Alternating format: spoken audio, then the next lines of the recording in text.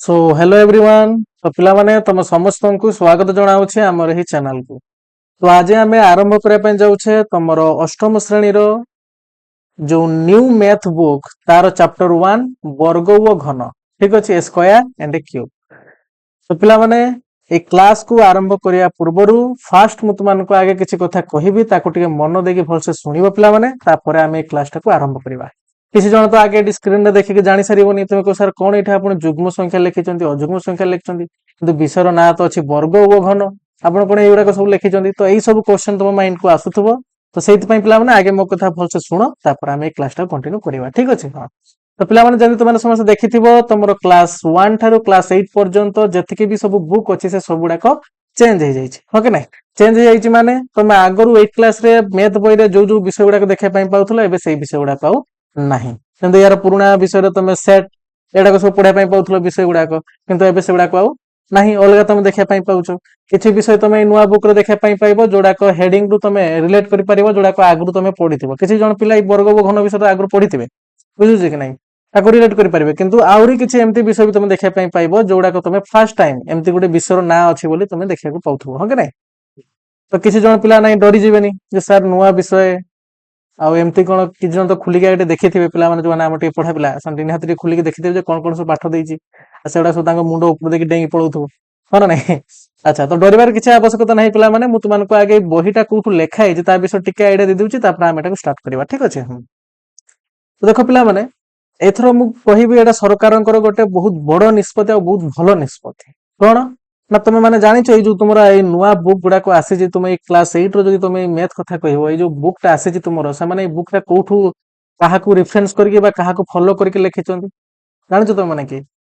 तो एटा लेखाई जे पिला माने तुमरो जो इंग्लिश मीडियम पिला माने पढु नांती इंग्लिश मीडियम तुम तो जानिथिबो हम ओडिया मीडियम पिला ने बहुत स्टैंडर्ड बहुत बढ़िया से कोन से हला इंग्लिश मीडियम पिला। हो के नै हां आगे जन जदि भल से कहदे सर सर सीबीएसई पिला तो सही माने पिला माने जो बुक पढु नांती तमे तांकर स्टैंडर्ड 7 बस स्टैंडर्ड 8 रे जो माने मैथ रे जो बुक पढुचंती पिला माने तमे माने सही बुक ही एबे ओडिया रे पढिबो। कोन कहली मु से माने जो बुक सेठी इंग्लिश रे पढुचंती पूरा तमे कहबो ओडिया रे जंता ताको ट्रांसलेट कर दिया कि ए बुक टा को पूरा छापा हिची पिला माने माने पूरा सेम टू सेम अछि। तुमको से ताले कोन हम ताको कॉपी करि पढुचे कि रे नाही पिला माने से माने जो बुक फॉलो करूचंती तार ना होउची एनसीईआरटी एटा बहुत बड़ कथा पिला माने या विषय रे अछि कि मु तन शॉर्ट रे खाली कहबी तुम जान नै थाओ खाली सुनि की रखि थाओ। एनसीईआरटी रो फुल फॉर्म कोन ना एनसीईआरटी होची पिला माने तार फुल फॉर्म होची national council of educational research and training. तो पिला माने एटा होची हम इंडिया रो गोटे रेफरेंस बुक। ठीक अछि रेफरेंस बुक माने यहा भीतर जति भी कांसेप्ट लिखाई छि पिला माने सबडा को रिसर्च करके लिखाई छि जानि पारछ कि नै पूरा हाई लेवल रो कथा सब लिखाई छि न रिसर्च रिसर्च करके कोटा ठीक कोटा भूल लिखाई छि सब। ठीक अछि हां तो याको हम स्टैंडर्ड बुक गुटे नै कि चले हम इंडिया रे एई बुक रे जो कथा को लिखा जाइथिबो पिला माने जो कांसेप्ट को लिखा जाइथिबो ना एटा तुमरो 100% रिसर्च करके यार प्रूफ सहकारे 100% करेक्ट हेइथवा होलिया कथा को नै से लिखा जाइथिबो। तो जदि सेठी गुटे कांसेप्ट लिखा हिची ताल तुम आखि बुझी की गुटे एनसीईआरटी बहिर तुम लाइन पढलो जे ए जिंसडा को एटा कहा जाय तो तुम ताको आखि बुझी की विश्वास करि परिबो। कोन पई ना सेइथरे रिसर्च करके केते बड़ बड़ सब टीचर माने रिसर्च करके ताको सेठी लिखिचन से कथाडा को बुझुछि कि नै को हां तो सेठी जहां भी कथा लिखा हितबो ना सोडा को हम ठीक बिलका भाबी के चले। ठीक अछि हां आ जे से बहिरे किछु गुटे लाइन लिखा हिची आ तुम गोटे परीक्षा देबा पई गलो तमे सेही जागा रे जो आंसर टा लिखा हिची तमे ताको से आंसर लिखि के आइला जण ता कहला भूल बोली ताले तमे ताको नारे केस भी करि परिबो। ठीक अछि हां आ एटा माने हमर जेहेतु गुटे रिसर्च बुक ना तो यार बहुत वैल्यू भी अछि बहुत पावर भी अछि बुझिउ कि नै को हां तो सही पई पिला माने तुमन को मु देखैबी खाली सिंपल एई बही तुम देखो पिला माने एटा होची तुमरो ए बुक टा अछि फर्स्ट चैप्टर तुम एटी जहां जहां पढु तुमे एनसीईआरटी बुक खोल दबो जो तुम बहिर का पाखर अछि नले तुमे प्ले स्टोर गुटा ऐप भी पाइ जो एनसीईआरटी बुक पिला माने तुमे क्लास 8 रो जो नुवा एनसीईआरटी बुक तांकर भी अछि ताको खुली के देखियो पिला माने जहां जहां जो जगह रे जहां जहां अछि तुमे पूरा सेम सेम पढिबो आ तुमरो कोन से माने इंग्लिश रे पढछो तुमे ओडिया रे पढिबो। ठीक अछि हां तो मु कोन पई कहली जे एटा सरकार गुटे बहुत भलो आ बहुत बड़ निष्पत्ति बोली ता पिला माने देखो एनसीईआरटी बुक तो माने जेम तो जानि पले एटा रिसर्च बुक गुटे बहुत बड़ बुक तो एइथरे पाठ गुडा को डायरेक्टली किछि लेखा जाय नथिबो तुमे आगुरु केमतिया पढि के आसलो तुम सर गोटे आमे जिंस पढले तापर केते बढ़िया तार किछि क्वेश्चन दोथला आमे ताकू डायरेक्ट डायरेक्ट क्वेश्चन पचारतला आमे ताकू करिकि पळि आस्तला हां कि नै को तो सेठी तुमर केवल कैलकुलेशन ऊपर एउडा को ऊपर टिके बेसी बिल्ड होतला किंतु एई जागा रे माने कोन को काहा को बेसी फोकस करंती ना माने फोकस करंती गोटे पिलार कैलकुलेशन सहित जेन तार मेंटल एबिलिटी जो ମାନେ ଚିନ୍ତା କରିବାର ଦକ୍ଷତା ସେଇଟା ବି କେମିତି ବଢିବ। ଠିକ ଅଛି। ହଁ, ତ ଯୋଉମାନେ ବି ଆମ ଓଡିଆ ମିଡିୟମ ପିଲା ମାନେ କଣ୍ଟିନ୍ୟୁ ଯୋଉ ଥିଲା ଆମର ବୁକ୍ ତାକୁ ଯୋଉମାନେ କଣ୍ଟିନ୍ୟୁ କରିକି ଥିବେ ତାଙ୍କୁ ଟିକେ ଏଇଠି ଅଡୁଆ ହବ। କଣ ପାଇଁ ନା ଏଠି ଚିନ୍ତା କରିବା ପାଇଁ ତୁମକୁ ପଡିବ ପିଲାମାନେ। ଖାଲି ସିମ୍ପଲ ହାୱାବାଜିରେ ଚାଲିଦେଲେ ହବନି, ତୁମକୁ ଟିକେ ଚିନ୍ତା କରିବା ପାଇଁ ପଡିବ। କିଛି ଜାଗାରେ ତୁମକୁ ସେ କଣ ଟିକେ ଘାଣ୍ଟିବ, ତମ ସେ ଜାଗାରେ ତୁମକୁ କଣ କରିବା ପାଇଁ ଟିକେ ଘଣ୍ଟ ହବା ପାଇଁ ପଡିବ, ତାପରେ ନିଜକୁ ସେଠୁ ବାହାର କରିବା ପାଇଁ ପଡିବ। ଏଇଟା ଇଏ ଆମକୁ ଶିଖାଇ ପିଲାମାନେ। ବୁଝିହଉଛି କି ନାଇଁ କୁହ? ହଁ, ତାହେଲେ ଦେଖ ଯୋଉମାନେ ଇଂଲିଶ ମିଡିୟମ ପିଲାମାନେ ସେମାନେ କେତେ କେତେ ଟଙ୍କା ଦେଇକି ପ୍ରାଇଭେଟ ସେକ୍ଟରରେ ପଢୁଛନ୍ତି, ଆଉ ତମେ ପୁରା ଫ୍ରିରେ ସେଇ ପାଠକୁ ବର୍ତ୍ତମାନ ଆମ ସ୍କୁଲ ଗଭର୍ଣ୍ଣମେଣ୍ଟରେ ମାନେ ଗଭର୍ଣ୍ଣମେଣ୍ଟ ସ୍କୁଲରେ ଆରାମସେ ପଢିବ। ତ କେତେ ବଢିଆ କଥା, ହଁ କି ନାଇଁ? ହଁ, ତ ସେଥିପାଇଁ ବହୁତ ବଡ ନିଷ୍ପତ୍ତି ପିଲାମାନେ, ବହୁତ ଭଲ ବି ନିଷ୍ପତ୍ତି ସରକାରଙ୍କର। ତ ଏଇଟା ଗୋଟେ ସ୍ୱାଗତ ଯୋଗ୍ୟ। ତ କିଛି ଅସୁବିଧା ନାହିଁ ପିଲାମାନେ। ତ ୟାକୁ ଭଲସେ ଆମେ ପଢିବା। ଠିକ ଅଛି। ବର୍ତ୍ତମାନ ତମର କନଫ୍ୟୁଜନ କୁ କ୍ଲିୟର କରିବା ଯେ ଏଇଗୁଡାକ ସବୁ ଏଠି କଣ ପାଇଁ ଲେଖା ହେଇଛି। ଆଗେ ବହି ବିଷୟରେ ଜାଣିଗଲେ ପିଲାମାନେ, ମନ ଖୁସି କରିଦେଲେ କି ନାଇଁ? ଯୋଉମାନେ ଯୋଉଗୁଡାକ ଇଂଲିଶ ମିଡିୟମ ପିଲାମାନେ ସିବିଏସଇ ପିଲାମାନେ ପଢୁଛନ୍ତି ତାଙ୍କର ବି ପିଲାମାନେ ଆହୁରି ଗୁଡାଏ ବୁକ୍ ଅଛି। ବୁଝୁଛି କି ନାଇଁ? ଗୁଡାଏ ବୁକ୍ ଅଛି ମାନେ କିଛି ଜଣ ପୁରା ଡାଇରେକ୍ଟ ଏନସିଆରଟି ବି ପଢୁଛନ୍ତି, ଆଉ କିଛି ଜଣ ସେଇ ଏନସିଆରଟି କୁ ଫଲୋ କରିକି ଏଷ୍ଟାନ ମାନେ ଏମିତିକା ବି ଅଛି ଏଷ୍ଟାନ। ଠିକ ଅଛି। ଏମିତିଆ ବୁକ୍ ବି ଅଛି ଯୋଉଗୁଡାକୁ ତୁମର ଆର ଡି ଶର୍ମା ଏମାନେ ତାକୁ ଫଲୋ କରିକି ବି ମାନେ ତାକୁ ଏକ୍ସପ୍ଲେନ କରିକି ମାନେ ସେଠି ଗୋଟେ ଏନସିଆରଟି ବହିରେ ଗୋଟେ ଲାଇନ ଲେଖା ହେଇଥିବ ତାକୁ ଟିକେ ଏକ୍ସପ୍ଲେନ କରିକି ଆଉ ଟିକେ ଭଲ ବୁକ୍ କରିକି ବି ତାଙ୍କୁ ଦିଆଯାଉଛି, ସେମାନେ ପଢୁଛନ୍ତି। କିଛି ଅସୁବିଧା ନାହିଁ। ଏଇଟାକୁ ତୁମମାନଙ୍କୁ ଜଣେ ଯଦି ଏକ୍ସପିରିଏନ୍ସ ଟିଚର ଆଉ ତାଙ୍କର ଯଦି ନଲେଜ ଭଲ ଥିବ ସେ ତୁମକୁ ଆରାମସେ ଭଲସେ ପଢେଇ ପାରିବେ। ଠିକ ଅଛି, କିଛି ଅସୁବିଧା ନାହିଁ। ତ ବର୍ତ୍ତମାନ କଥା ହଉଛି କଣ, ଦେଖ ଏଇଗୁଡାକ ସବୁ ଯୋଉ ଲେଖା ହେଇଛି ତମ ମାଇଣ୍ଡରେ କ୍ୱେଶ୍ଚନ ଆସୁଛି ସାର୍ ଏଗୁଡା କଣ ପାଇଁ ଆପଣ ଲେଖିଛନ୍ତି, ଏଟା କଣ ଦରକାର ଏଠି, ମୁଁ ତା ବିଷୟରେ ତୁମକୁ ଟିକେ କହିବି, ତାର ଇମ୍ପୋର୍ଟାଣ୍ଟ କହିବି, ତାପରେ ଆମେ କ୍ଲାସ ଷ୍ଟାର୍ଟ କରିବା। ଠିକ ଅଛି। ତ କଥାଟା ଇମ୍ପୋର୍ଟାଣ୍ଟ ଥିଲା ପିଲାମାନେ, କେହି ବି ୟାକୁ ସ୍କିପ୍ କରିକି ପଳେଇବନି। ଠିକ ଅଛି। ହଁ, ତ ଦେଖ ପିଲାମାନେ ତମକୁ ମାନେ ତମକୁ ଯୋଉ ମୁଁ ଏଇ ବୁକ୍ ଟା ଦେଖେଇଲି ନା, ତମେ ବୁକ୍ ଟା ଓପନ କରିବ ଦେଖିବ ଆଗେ ତୁମକୁ ଏମିତି ଗୋଟେ ଲମ୍ବା ଷ୍ଟୋରି ଗୋଟେ ଦେଖିବା ପାଇଁ ମିଳିବ ନୁହେଁ, ଯୋଉ ରାଣୀ ରତ୍ନ ମଞ୍ଜରୀ, ହଁ କି ନାଇଁ? ୟାଙ୍କ ଉପରେ ଗୋଟେ ବଢିଆ ସେ ଷ୍ଟୋରି ଗୋଟେ ଅଛି, ଲମ୍ବାଟେ ଷ୍ଟୋରି। ତ ଏଇ ଷ୍ଟୋରିଟାକୁ ତୁମକୁ ବୁଝିବା ପାଇଁ ହେଲେ ନା ଏତିକି କନସେପ୍ଟକୁ ଆଗେ ତୁମକୁ ଜାଣିବା ପାଇଁ ପଡିବ। ସେଟା କଣ କହିଲ ନା ଏଇଗୁଡାକ ଯୋଉଟା ଆମେ ତମର ଏଠି ଲେଖିଛେ କଣରେ ନା ତମର ଯୁଗ୍ମ ସଂଖ୍ୟା କଣ, ଅଯୁଗ୍ମ ସଂଖ୍ୟା କଣ, ଗୁଣନୟକ କଣ, ମୌଳିକ ସଂଖ୍ୟା, ଯୌଗିକ ସଂଖ୍ୟା କଣ, ଗୁଣିତକ କଣ, ଏଇଗୁଡାକ ଟିକେ ତୁମକୁ ଜାଣିବା ପାଇଁ ପଡିବ ପିଲାମାନେ। ଦେଲେ ତମେ ସେଇ ଷ୍ଟୋରିଟାକୁ ବୁଝିପାରିବ। ତୁମକୁ ସାର୍ କଣ ଦରକାର, ଆମର ତ ବର୍ଗ ଘନ, ଆମେ ତ ବର୍ଗ ମାନେ ଜାଣିଛେ, ଘନ ମାନେ ଜାଣିଛେ, ତ ପଢା ଷ୍ଟାର୍ଟ କରିଦବା। ସେଇଟା ତ ପ୍ରୋବ୍ଲେମ ପିଲାମାନେ। କେହି ବି ସେମିତିକା ହାବାବାଜି କରନି, କାହିଁକି ନା ତମେ ଏଠି କ୍ୱେଶ୍ଚନ ର ଆନ୍ସର ଦେଇପାରିବନି। ଏ କିଛି ଜାଗାରେ ଏଇ ବୁକ୍ ର ମେନ୍ ଉଦ୍ଦେଶ୍ୟ ହିଁ ତମର କେମିତିକା ସେ ମେଣ୍ଟାଲ ଷ୍ଟ୍ରେନ୍ଥ କୁ ବଢେଇବ, ତମ ଚିନ୍ତା କରିବା ଦକ୍ଷତାକୁ ବଢେଇବ। ଆଉ ତମେ ଯଦି ସେମିତି ହାବାବାଜିରେ ପଳେଇଲ ତାହେଲେ କିଛି ବି ଲାଭ ହବନି ପିଲାମାନେ। ଠିକ ଅଛି। ତ ଯୋଉ ଜାଗାରେ ସେ ତୁମକୁ ଶିଖେଇବ, ତୁମକୁ ହଇରାଣ ପକେଇବ, ଯୋଉ ଜାଗାରେ ତୁମକୁ ଚିନ୍ତା କରିବା ପାଇଁ କହିବ, ତୁମ ସେ ଜାଗାରେ ଚିନ୍ତା କରିବ, ତାପରେ ଆଗେଇବ। ବୁଝୁଛୁ କି ନାଇଁ? ଆଉ ଯଦି କେହି ଟିଚର ସେମିତି ତୁମକୁ ଡାଇରେକ୍ଟ ଏଗୁଡାକୁ ନ ବୁଝେଇକି ପୁରା ପଳଉଛନ୍ତି ଆଉ ତମେ ସେଟାକୁ ଜାଣିନ, ତାହେଲେ ସେମିତିଆ ପଢନି ପିଲାମାନେ, ତମର କିଛି ବି ଲାଭ ହବନି ଆଉ କିଛି ବି ତମର ଗ୍ରୋଥ ହବନି। କଣ କହିଲି ବୁଝିପାରିଲ କି ନାହିଁ? ହଁ, ତ ସେଥିପାଇଁ ବ୍ୟସ୍ତ ହବାର ନାହିଁ। ତମେ ଆମ ଚ୍ୟାନେଲକୁ ପିଲାମାନେ ସବସ୍କ୍ରାଇବ କରିନିଅ ଆଉ ଭିଡିଓକୁ ପ୍ରଥମ ମାନେ ଲାଷ୍ଟ ପର୍ଯ୍ୟନ୍ତ ଦେଖ। ଯଦି ତୁମକୁ ଭିଡିଓଟି ଭଲ ଲାଗେ ତାହେଲେ ଭିଡିଓଟିକୁ ଲାଇକ୍ କରିଦବ ଏବଂ ଆମର ଆଗକୁ ଯେତିକି ବି ଏହା ପରେ କ୍ଲାସ ଆସିବ ସେଗୁଡାକୁ ତମେ କଣ୍ଟିନ୍ୟୁ କର ଯଦି ତୁମକୁ ଭଲ ଲାଗେ। ଯଦି ନ ଲାଗେ ତାହେଲେ ଦେଖିବାର କିଛି ଆବଶ୍ୟକତା ନାହିଁ। ତମେ ଆଉ କାହାକୁ ଯାହା ପାଖରେ ବି ଭଲ ଲାଗିବ ତମେ ତାଙ୍କ ପାଖରେ କଣ୍ଟିନ୍ୟୁ କରିପାରିବ। ଠିକ ଅଛି। ହଁ, କିନ୍ତୁ ହଁ ତୁମକୁ ଏତିକି ଆମେ ଗ୍ୟାରେଣ୍ଟି ଦବା ପିଲାମାନେ ଯେ ତମମାନଙ୍କ ଏଇ ଭିଡିଓ ଦେଖି ସାରିଲା ପରେ ତୁମର କିଛି ବି ଡାଉଟ ରହିବନି।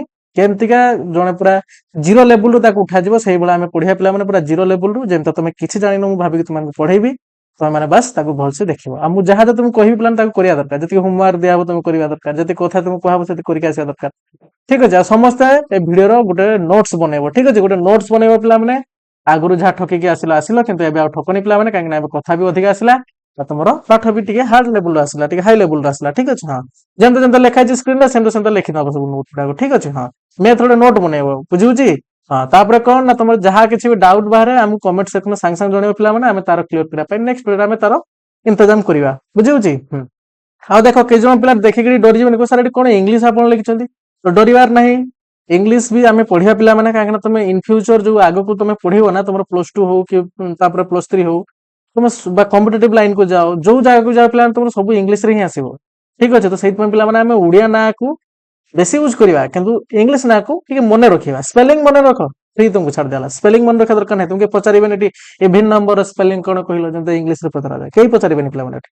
ଠିକ ଅଛି। ହଁ, ତମେ କେବଳ ତାକୁ ଜାଣ ଯେ ଯୁଗ୍ମ ସଂଖ୍ୟାକୁ ଇଭିନ୍ ନମ୍ବର ବୋଲି କୁହାଯାଏ, ଅଯୁଗ୍ମ ସଂଖ୍ୟାକୁ ଅଡ୍ ନମ୍ବର ବୋଲି କୁହାଯାଏ। ଠିକ ଅଛି। ଦେନ ସିନା ତମେ ଗୋଟେ ସିବିଏସଇ ପିଲା ସହିତ କମ୍ପିଟ କରିପାରିବ। ବୁଝୁଛି କି ନାହିଁ? ହଁ, ତ ଆରମ୍ଭ କରିବା ପିଲାମାନେ ଆଜିର ବିଷୟବସ୍ତୁକୁ। ସମସ୍ତେ ଭିଡିଓକୁ ଲାଷ୍ଟ ପର୍ଯ୍ୟନ୍ତ ଦେଖିବ, ଯେମିତି ତୁମମାନଙ୍କୁ କହିଲି ସେମିତିକା କରିବ। ଠିକ ଅଛି। ହଁ, ଆଉ ତମ ମାନଙ୍କର ଭଲ ପାଇବା, ତମ ମାନଙ୍କର ସପୋର୍ଟ ଯଦି ରହେ ପିଲାମାନେ, ଆମେ ସବୁ ଗୁଡାକ ତମର ବିଷୟକୁ କମ୍ପ୍ଲିଟ କରିବା। ତାହେଲେ ତୁମମାନଙ୍କର ସପୋର୍ଟ ଦରକାର। ଆଉ ଭିଡିଓକୁ ସେୟାର କରିଦବ ତୁମ ସାଙ୍ଗମାନଙ୍କ ପାଖରେ ପିଲାମାନେ, ଆଉ ଭିଡିଓକୁ ଲାଇକ୍ କରିଦବ, ଚ୍ୟାନେଲକୁ ସବସ୍କ୍ରାଇବ କରିଦବ। ଠିକ ଅଛି। ତ ଆରମ୍ଭ କରିବା। ରେଡି ସମସ୍ତେ? ଏବେ ଟିକେ ଏକ୍ସାଇଟମେଣ୍ଟ ଲାଗୁନି? हाँ सर एबे टिके एक्साइटमेंट लाଗୁଛି कोन पे आमे जानि गले बही विषय कोन कोउठ आसी कोन कथा कोन नाही ठीक अछि तुम चेक करनो पिला माने जो तुम पाखरे अछि ना मु तुम नेक्स्ट क्लास रे भी देखै देबी पूरा सेठी इंग्लिश लेखा छै तमर पूरा ताको ट्रांसलेट करके उड़िया लेखा छै बही रे ठीक अछि ना हां तो एबे मजा आसीबो आरंभ करिवा तो देखो पिला माने केही भी हाबाबाजी करिवोनी एगुडा सब छोट छोट कथा एटाको जानि के देखो बुझला जे जानि थे बडा कथा तंग बुझा पे इजी हबो आ जे न जानि थे ते भलसे बुझी पारे कि असुविधा हबो देखो पिला माने এই ভিডিওটা স্টার্ট করিবা পূর্বରୁ ବି ଗୋଟେ কনসেপ্ট तुमको ଜାଣିବା ନିହାତି ଦରକାର ଠିକ ଅଛି ଯୋଉ ଆମେ ଗୁଣନକୁ ବୁଝିବା ନା କି ଯୁଗ୍ମ ସଂଖ୍ୟା ଅଯୁଗ୍ମ ସଂଖ୍ୟା ଏଇ ଦିଟାକୁ ବୁଝିବା ପାଇଁ ଏଟାକୁ ତ ମୁଁ ବୁଝେଇ ଦେବି ତୁମମାନଙ୍କୁ ପିଲା ମାନେ ଏଇ ତିନୋଟିକୁ ବୁଝିବା ପାଇଁ ନା ତୁମକୁ ବିଭାଜ୍ୟତା ନିୟମ ଜାଣିବା ଦରକାର ବିଭାଜିତ ନିୟମ ଛୁଆମାନେ ପଢିଛ କି ନାହିଁ ଆଗରୁ ତୁମ ସାର୍ ହଁ ପଢିଛେ 2 ଦ୍ୱାରା ବିଭାଜ୍ୟ ନିୟମ 3 ଦ୍ୱାରା 4 ଦ୍ୱାରା 5 ଦ୍ୱାରା 6 ଦ୍ୱାରା ଏମିତି ପଢିଛ ନା ନାହିଁ ହଁ ତ ଯଦି କାହାର ମନେ ଅଛି ପିଲା ମାନେ ତାହେଲେ ବହୁତ ଭଲ କଥା ଯାହାର ମନେ ନାହିଁ ଏହା ପାଇଁ ଆମର ଗୋଟେ ସ୍ୱତନ୍ତ୍ର ଭିଡିଓ ଅଛି ପିଲା ମାନେ এইটি দেখো এই দেখো এইটি মু কোটি মার্ক করছি এইটি চেক কর পিলা মানে আই বটন রে এইটি তুমি গোটে লিংক শো করিব দেখো তারপরে ক্লিক করিব দেলে তুমি এই বিভাজ্যতা নিয়ম উপরে যে ভিডিওটা আছে না তাকে তুমি পাইଯିବ তো ফার্স্ট আগে তাকে কমপ্লিট করে দাও পিলা মানে মানে তোমার 2 দ্বারা 3 দ্বারা 4 দ্বারা 11 পর্যন্ত যতকি বিভাজ্যতা নিয়ম আছে সেগুলা আমি সেটি পড়িলে সেটাকে আগে কমপ্লিট করে দেবো তারপরে এটি পড়ে আসিব আরামসে বুঝি পারিব কিছু অসুবিধা নাই এবে তো তোমার এই ক্লাস স্টার্ট হলা পিলা মানে আরামসে ଯିବା ভলসে বুঝি ଯିବା কিছু দৌড়া দৌড়ি নাই ঠিক আছে এনাটি যে ন বুঝি পারিব সে ঠকিব আর সে করি পারিবনি পিলা মানে কথা এতিকি ঠিক আছে तो देखो ताले एतिकी विषय कॉन्सेप्ट आगे निहाल तुम क्लियर हवा दरकार पिला माने कोन ना तुमको सर हला जुग्म संख्या तापर हला अजुग्म संख्या तापर हला तुमरो कोन ना तुमको सर गुणनीयक तापर हला तुमरो मौलिक संख्या और यौगिक संख्या तापर हला तुमरो गुणितक एतिकी विषय आगे निहाती जानिया दरकार पिला माने देले जाय कि ही तुमे माने ए विषय जो से फर्स्ट स्टोरीटा अछि ना तुम ताको बुझी परिबो आ तापरे यार वर्ग और घन कथा हम धीरे धीरे आगे चले ठीक अच्छे तो फास्ट आगे हमें स्टार्ट करिया पिला माने जुग्म संख्या अजुग्म संख्या अच्छा जुग्म संख्या को कोन कुआ जाय इंग्लिश रे ना तुम कह सर इवन नंबर अजुग्म संख्या कोन कुआ जाय तुम सर ऑड नंबर ठीक अच्छे ना रो ही जणा पड़ जो देखो केमति का आगे किंतु नाडा टिके मने रखो मु तापर तुमको केमते ना मने रखिबो तार ट्रिक भी कहि देबी तो देखो पिला माने संख्या जो हमर अछि माने नहीं संख्या रे विभिन्न प्रकार टाइप भी अछि तुम माने पढिथिबो कि तुम से टाइप आ कहबो बर्तमान जानू तुमको इन जनरल कहू जो संख्या तुम कोन कोन तुम 1 2 3 4 5 एक चलजी कोडी सरी हमें जानने जानछि कि पिला माने जानिने बस एटा हूँ तुम कौन ना तुमको सर या गणन संख्या बोली कहा जाए 1 पाखर आरंभ हो तुम 6 7 तो पढ़ी निहाती एपिसोड कि सेटा डिटेल्स अब कहूनी खाली सिंपल जनरल नंबर कथा कहूँ तुमको तो संख्या विभिन्न प्रकार अछि पिला माने कि से गणन संख्या जदी कथा कहबा हमें पिला माने एटा गणन संख्या को ठीक अछि एटा गणन संख्या को गणन संख्या ए गणन संख्या रो पिला माने हम याको दी टाइप रो देखा पाए तुमर सेट पय याको विभिन्न प्रकार भाग करा जे याको गुटे टाइप तुम कहि परिबो टाइप हम कर जे गोटेला तुमर कोन ना जुग्म संख्या आ गोटेला तुमर कोन ना अजुग्म संख्या ठीक अछि जुग्म संख्या को तुमर कोन कहआ जाय ना इवन नंबर अजुग्म संख्या को तुमर कोन कहआ जाय ना तुमको सर ऑड नंबर कोन कहआ जाय ना तुमको sir odd number even number याको कोन कहआ जाय ना तुमको सर ऑड नंबर ठीक अछि हां तो इवन नंबर आ ऑड नंबर कोन बुझिया पिला माने हो के नै तो चलो देखिबा बर्तमान देखो एडी कोन लेखा जे के पढो पिला माने जेउ पूर्ण संख्या आसेला पिला माने पूर्ण संख्या तो तुम पढिचो कोथरे ना तुम सर क्लास हमरो 7 रे पूर्ण संख्या विषय पढिचो तो एटा मु सिंपल खाली संख्या लिख दुजी पिला माने एटा तुमर पूर्ण संख्या पई भी हे परिबो खाली गणन संख्या नुए पूर्ण संख्या पई भी हे परिबो तो सेतो मु याको खाली संख्या रखुची एतो डिटेल्स ता भीतर चिंता करनी आको हमें देखिबा सब तो एडी कोन लेखा देखो ना जेउ पूर्ण संख्या कोन लेखा रे ना तुम सर जेउ पूर्ण संख्या 2 द्वारा विभाज्य ताको जुग्म संख्या कहआ जाय आ जेउ संख्या 2 द्वारा विभाज्य नुहे ताको अजुग्म संख्या कहआ जाय तुमको सर हो आमे जानि गेले गोटे संख्याटा जदी 2 द्वारा विभाज्य तन ताको कहबा जुग्म संख्या तो 2 द्वारा विभाज्य नुहे ताको कहबा आमे अजुग्म संख्या हाना नै तो बर्तमान 2 द्वारा विभाज्य सूत्रटा कोन देखो विभाज्य माने कोन एडा सब मु सेही वीडियो बुझेछि ठीक है जो माने डिटेल्स पर जाना पाइ चाहू से वीडियो देखो न एडा एमतरे भी बहुत लंबा वीडियो होबा और भी बहुत लंबा हे जिवो बुझियो कि नै हम फेरि देखिना हम तुमको लिंक दे दी पिला माने आराम से हम पिला माने बहुत स्मार्ट होछथि अधिक टाइम रे तुम आराम से जाको देखिनबो कि जस दिन तापर रेडी पळे आइसो ठीक अछि हां तो सही कथा से कहला पिला माने जे संख्या 2 द्वारा विभाज्य ताको जुग्म संख्या जे विभाज्य न होय ताको अजुग्म संख्या कत बढ़िया कथा जेंता मु तुमको छोटो गोटा एग्जांपल दोछि 4 ये हला 6 ठीक अछि ए 4 टा जो 2 द्वारा विभाज्य ताले कहबा हम जुग्म संख्या 6 टा जो 2 द्वारा विभाज्य ताले कहबा हम जुग्म संख्या ठीक अछि हां तो ताले एई कोन से संख्याटा गोटे संख्याटा 2 द्वारा विभाज्य कि नै हम जानिबा केमतिया संगे नै जानिबा केमतिया ठीक अछि मु तथापि एटी शॉर्ट रे खाली कहि दे देखो पिला माने मु कहू जदी 6 टा 2 द्वारा विभाज्य या माने कोन जानिचो जदी 6 को मु 2 द्वारा हरण करी ना 2 3 6 भाग शेष देखो तुमर कोन आछि ना 0 आछि भाग शेष तो जदी गोटे संख्या को तमे आ गोटे संख्या द्वारा हरण कलो जंतडी 6 टा को 2 द्वारा हरण कलो आ तुम जदी भाग शेष 0 आसे ना तुम कहि परिबो এই 6টা 2 দ্বারা বিভাজ্য বা এটি যে সংখ্যা থিব সেই সংখ্যাটা এই সংখ্যা দ্বারা বিভাজ্য হব বলি। ইয়া মানে হলা সেতি পিলা মানে বিভাজ্য মানে যেমতে ভাগশেষ তোমার হରଣ কনে 0 আসিব। ঠিক আছে, কিন্তু বড় বড় সংখ্যা যেତେବେଳେ ଆସିବ ତାକୁ ଜଲ୍ଦି ଜାଣିବା ପାଇଁ ଆମେ ଏଇ ନିୟମ ଗୁଡାକୁ ମନେ ରଖେ। ବୁଝିହଉଛି ନା ନାଇଁ? ହଁ, ତ ସେଇ 2 ଦ୍ଵାରା ବିଭାଜ୍ୟ ନିୟମଟା କଣ ତାକୁ ଆଗେ ଜାଣିବା ଦରକାର। କଣ ଲେଖା ହେଇଛି ନା ଯେଉଁ ସଂଖ୍ୟାର ଏକକ ସ୍ଥାନରେ 0 2 4 6 8 ଥାଏ ତାହା 2 ଦ୍ଵାରା ବିଭାଜ୍ୟ। ତ ଯେତେ ବଡ ସଂଖ୍ୟା ଟେ ହେଇଥାଉ ପିଲାମାନେ ତୁମମାନଙ୍କୁ ତମେ ଖାଲି ଦେଖିବ। ଯେମିତି ୟାର ମୁଁ ଏକ୍ସାମ୍ପଲ ଲେଖି ଦଉଛି।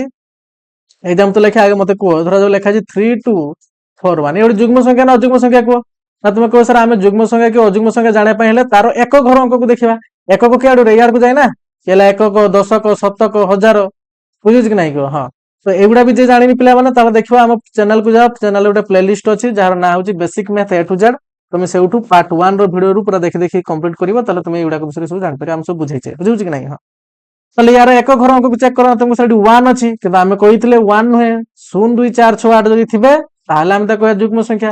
ତାହେଲେ ତୁମେ କହିବ ସାର୍ ଏଇଠୁ ଆମେ ତାହେଲେ ଦେଖିକି ଜାଣିନେଲେ ଯେ ଇଏ ହେଲା ତମର ଗୋଟେ ଅଯୁଗ୍ମ ସଂଖ୍ୟା। ଅଯୁଗ୍ମ ସଂଖ୍ୟା। ଆଉ ଇଏ ତୁମର କଣ ନା 2 ଦ୍ଵାରା ବିଭାଜ୍ୟ ନୁହେଁ। 2 ଦ୍ଵାରା ବିଭାଜ୍ୟ ନୁହେଁ। ଆରେ ଏବେ ତ ଦେଖିଲେ ପିଲାମାନେ କଣ ନା ଯଦି ଗୋଟେ ସଂଖ୍ୟାଟା 2 ଦ୍ଵାରା ବିଭାଜ୍ୟ ତାହେଲେ ଆମେ ତାକୁ କହିବା ସେ ହେଲା ଯୁଗ୍ମ ସଂଖ୍ୟା, ଯଦି ନୁହେଁ ତାହେଲେ ତାକୁ ଆମେ କହିବା ଅଯୁଗ୍ମ ସଂଖ୍ୟା। ତାହେଲେ ଏ ଯଦି 2 ଦ୍ଵାରା ବିଭାଜ୍ୟ ନୁହେଁ ତାହେଲେ ଏ ଗୋଟେ କଣ ହେଇଗଲା ତୁମ ସାର ଅଯୁଗ୍ମ ସଂଖ୍ୟା ହେଇଗଲା। କେତେ ବଢିଆ କଥା। ସେମିତି ମୁଁ କାଲି ତୁମକୁ ଦେବି 420, ଇଏ ଗୋଟେ ଯୁଗ୍ମ ସଂଖ୍ୟା ନା ଅଯୁଗ୍ମ ସଂଖ୍ୟା ଆଗେ ମତେ କୁହ। ନା ତୁମ ସାର ଏକ ଘର 0 ଅଛି, ତାହେଲେ ଇଏ ହେଲା ଗୋଟେ ଯୁଗ୍ମ ସଂଖ୍ୟା। ଇଏ ହେଲା ଗୋଟେ ଯୁଗ୍ମ ସଂଖ୍ୟା, ହଁ ନା ନାଇଁ? ହଁ, ଆଉ ତାହେଲେ ଇଏ ଯଦି ଯୁଗ୍ମ ସଂଖ୍ୟା ତାହେଲେ তুমি କହିପାରିବ ଇଏ ହେଲା ଗୋଟେ ତୁମର କଣ? ତ ସିମ୍ପଲ କଥା, ଆগে ତୁମ ମାନେ କଣ ପଚାରିଲି ମୁଁ, ଏଟା 2 ଦ୍ଵାରା ବିଭାଜ୍ୟ ନା? ତୁମ ସାର ଏକ ଘର 0 ଅଛି ମାନେ ହେଲା 2 ଦ୍ଵାରା ବିଭାଜ୍ୟ ହବ। 2 ଦ୍ଵାରା ବିଭାଜ୍ୟ କଣ ପାଇଁ ନା ଆମେ ଏବେ ହିଁ ଦେଖିକି ଗଲେ ଯେ ଯେଉଁ ସଂଖ୍ୟାର ଏକ ଘର 0 2 4 6 8 ଥିବ ସେ ହେଲା ଗୋଟେ ଯୁଗ୍ମ ସଂଖ୍ୟା। ତୁମେ କହ ସାର ୟାର ଏକ ଘର 0 ଅଛି ମାନେ ଏଟା 2 ଦ୍ଵାରା ବିଭାଜ୍ୟ ହବ। ଆଉ ଯଦି 2 ଦ୍ଵାରା ବିଭାଜ୍ୟ ହବ ତାହେଲେ ଇଏ ହବ ଗୋଟେ କଣ ନା ତୁମ ସାର ଗୋଟେ ଯୁଗ୍ମ ସଂଖ୍ୟା ହବ। ଆଉ ଇଂଲିଶ ରେ କଣ କୁହାଯାଏ ନା ତୁମକୁ ସାର ଇଭେନ୍ ନମ୍ବର କୁହାଯାଏ। ଏତିକି କଥା ପିଲାମାନେ, ଆଉ କିଛି ବି ନାହିଁ। ଏତିକି ହିଁ କଥା, ଆଉ କିଛି ବି ନାହିଁ। ବୁଝିଗଲା? ୟାକୁ କ୍ଲିନ କରିଦବା। ତ ଏବେ ଏହାର ଏକ୍ସାମ୍ପଲ ଲେଖିବା, କିଛି ଆମେ ଦେଖିବା।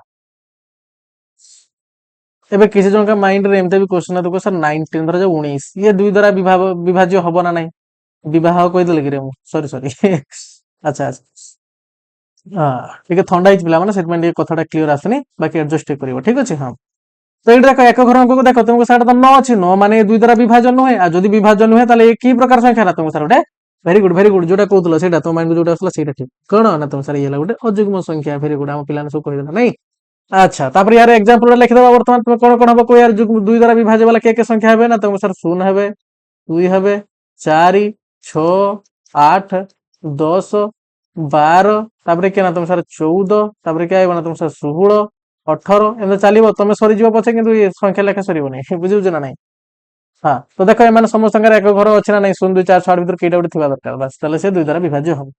ତ ଏଇଗୁଡାକ ହିଁ ପିଲାମାନେ ତୁମେ କହିପାରିବ, ଏଇଗୁଡାକ ହିଁ ତମର କାହାର ଏକ୍ସାମ୍ପଲ ନା? ତୁମ କହିବ ଏଗୁଡାକ ସବୁ ଆମେ କହିବା ଯୁଗ୍ମ ସଂଖ୍ୟା। ଯୁଗ୍ମ ସଂଖ୍ୟା ଯୋଉଗୁଡାକ 2 ଦ୍ଵାରା ବିଭାଜ୍ୟ ତାକୁ ଆମେ ତ କହିବା ଯୁଗ୍ମ ସଂଖ୍ୟା। ତାହେଲେ ଏଗୁଡା ଯୋଉ 2 ଦ୍ଵାରା ବିଭାଜ୍ୟ ଏମାନଙ୍କୁ ଆମେ କଣ କହିବା ନା? ତମ ଯୁଗ୍ମ ସଂଖ୍ୟା, ଯାହାକୁ ଇଂଲିଶ ରେ ଆମେ ତମର କଣ କହୁଛେ? Even number. ଏତେ ଥର ମୁଁ ଏଟାକୁ ତୁମକୁ ଉଚ୍ଚାରଣ କରିବି ପିଲାମାନେ ତମେ ଅଟୋମେଟିକ ମନେ ରହିଯିବ, କିନ୍ତୁ ତମେ ମୋ ସହିତ ଉଚ୍ଚାରଣ କରିବା ଦରକାର ଯେ ଇଭେନ୍ ନମ୍ବର, ଯୁଗ୍ମ ସଂଖ୍ୟା ଏମିତି। ଠିକ ଅଛି? ଇଭେନ୍ ନମ୍ବର ହେଲା। ତା ବାଦେ ଏହା ବାଦେ ଯେତିକି ବି ତମର ସଂଖ୍ୟା ରହିଗଲା ପିଲାମାନେ, ଏ ସବୁ ଗୁଡାକ ତୁମର କାହା ଦ୍ଵାରା ବିଭାଜ୍ୟ ହେବେ ନା? ତମେ କହିବ ସାର ସବୁ ଗୁଡାକ 2 ଦ୍ଵାରା ବିଭାଜ୍ୟ ହେବେନି। ଆଉ କାହା ଦ୍ଵାରା ହେବେ କିନ୍ତୁ 2 ଦ୍ଵାରା ହେବେନି। ଆଉ ଯଦି 2 ଦ୍ଵାରା ହେବେନି ତାହେଲେ ସେମାନଙ୍କୁ ଆମେ ତମର କଣ କହିବା ନା ଅଯୁଗ୍ମ ସଂଖ୍ୟା। ସେଥିପାଇଁ ଦେଖ ଏଠି ମୁଁ ୟା ତଳେ ଏଠି ଏମାନଙ୍କର ଏକ୍ସାମ୍ପଲ ବି ଲେଖି ଦଉଛି ପିଲାମାନେ।